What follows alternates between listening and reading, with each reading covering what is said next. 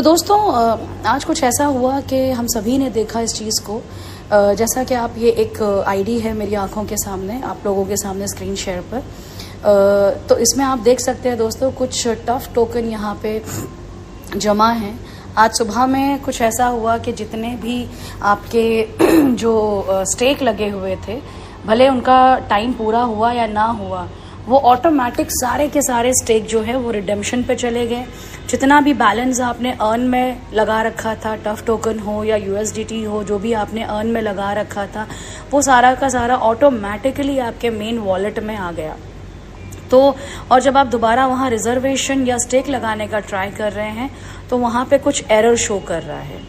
तो इस एरर का ये मतलब है दोस्तों कि कंपनी कुछ ना कुछ अपडेट कर रही है। जैसा कि हम सभी जानते हैं कि 1 दिसंबर बहुत ही नज़दीक है हमारे, और जो भी चीज़ें हैं बहुत जल्दी हमारे सामने क्लियर हो जाएंगी।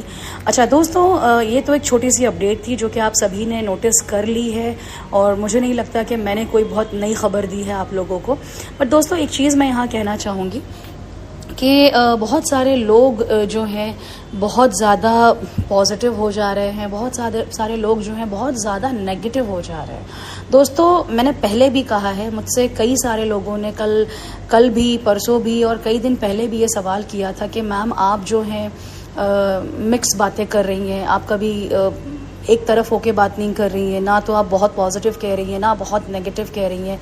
तो दोस्तों इसका रीज़न है, देखो जब तक ट्रेजर एनएफटी चल रही थी हम ट्रेजर एनएफटी को लेके बहुत पॉजिटिव थे, क्योंकि ट्रेजर एनएफटी के अंदर जो चीज़ें हमने होती हुई देखी थी वो इसके पहले कभी भी किसी प्लेटफॉर्म के अंदर हमने नहीं देखी थी।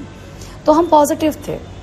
और ट्रेजर एनएफटी जब बंद भी हुई, बंद इन अ सेंस जब ईद वाला इवेंट हुआ उसके बाद भी हम नेगेटिव नहीं हुए, हमने ट्रेजर एनएफटी के ऊपर अपना भरोसा बनाए रखा था।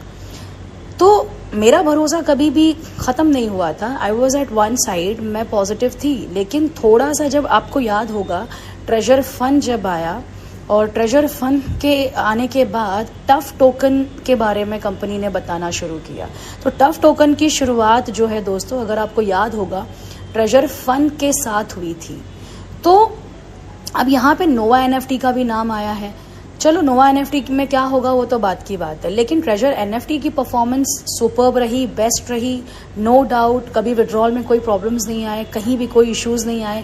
लेकिन जब फंड आया तो लोगों को वो जो ट्रस्ट था ट्रेजर एनएफटी के ऊपर, वो कहीं ना कहीं बना हुआ था, जिसके चलते ट्रेजर फंड के आते ही लोग पागलों की तरह वहाँ पे भी काम करना शुरू कर दिया लोगों ने, और आईडीज़ लगाई, लोगों को इनवाइट किया, क्योंकि उनको उतना भरोसा था, मान था ट्रेजर एनएफटी के ऊपर कि ट्रेजर एनएफटी में हम अभी भी विश्वास कर सकते हैं। क्योंकि ट्रेजर एनएफटी को लोगों ने एक एमएलएम की तरह नहीं बल्कि एक फुल टाइम जॉब की तरह किया था।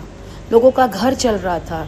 कई सारे लोग जो थे, जो गरीब तबके के लोग थे, वो सारे हमारे भाइयों ने पैसा कमाया, इसको फुल टाइम जॉब की तरह किया।